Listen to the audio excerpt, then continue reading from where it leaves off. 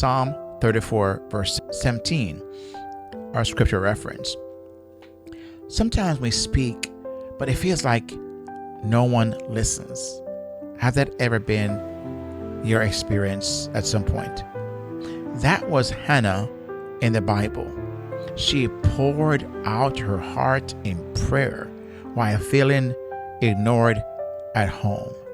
Yet God heard her. Your prayers and your heart are never unnoticed by God. So when your spouse seems distant, know that God hears your cries. He hears and sees all that you're going through. He knows your hopes, and He knows your quiet longings.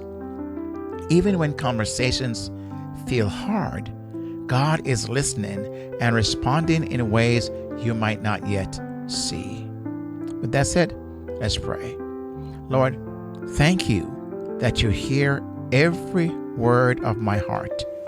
Help me trust that even in moments of distance, you are at work in my marriage. God can restore connection. See Ecclesiastes 4, verse 12. Marriage is like a rope with two strands, right? Sometimes one feels frayed and even looks that way. But when God is the third strand, the rope is stronger than ever. God is near in the silence. See Isaiah 41, verse 10. When your spouse seems far away, let God's nearness fill the space. Lean into His peace and let Him guide you both back to connection. He's standing ready to do that. So lean into Him. Put your weight and your trust in Him, and let's see what God does. With that said, let's pray. Father, when I feel the distance in my marriage, draw near to us. Let your peace and love bridge the gap. And God, help us reconnect in heart, mind, and spirit, and also physically as well. In Jesus' name, amen. Having gone through this time together, let's recap from what we have just gone through. God hears your heart. God can restore connection.